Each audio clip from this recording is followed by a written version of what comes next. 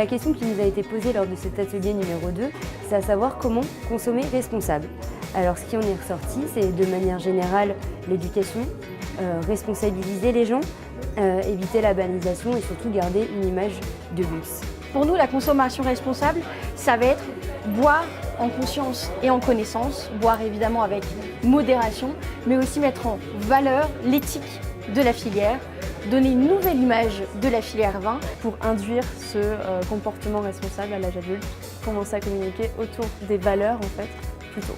L'idée, ce serait évidemment d'éduquer les gens et de les former. Le vin, c'est un produit plaisir, c'est un produit quelque part luxe. Il faut l'appréhender, l'aimer pour le boire finalement avec modération.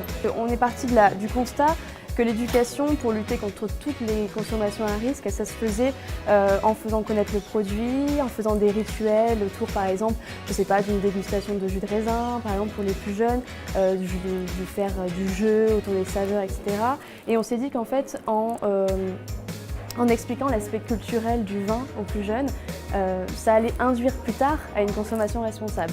Petit à petit, on apprivoise finalement le vin d'une manière différente. On s'est fait la réflexion de se dire que la consommation responsable, pour la filière, ça comportait un petit peu deux volets. C'était peut-être intégré de plus en plus dans une problématique de RSE en général.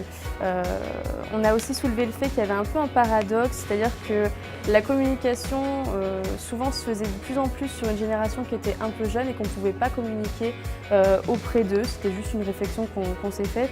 Mais on se disait que si on les laissait un peu seuls, sans vraiment de repères, c'est là que peut-être les consommations à risque allaient arriver plus tard.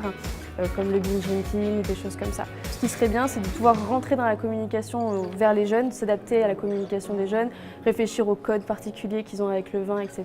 On s'est dit aussi que c'était bien de former les personnes qui étaient directement en contact avec le vin, donc les professionnels, les vignerons, tout ce qui est hôtelier, restaurateur, leur expliquer le discours à avoir autour de la consommation responsable. Il y avait une idée aussi qui pouvait être intéressante, c'était de communiquer avec le digital. Une personne de mon groupe a soulevé qu'il y avait des marques ou des organisations qui faisaient des médias à part entière en fait sur la consommation responsable comme Wise Drinking. On pense que ça a été fait par Pernod Ricard si on ne se trompe pas. Consommer local et surtout sensibiliser sur les lieux touristiques, à savoir mettre des crachoirs à disposition, des éthylotests, des transports en commun et une consommation limitée.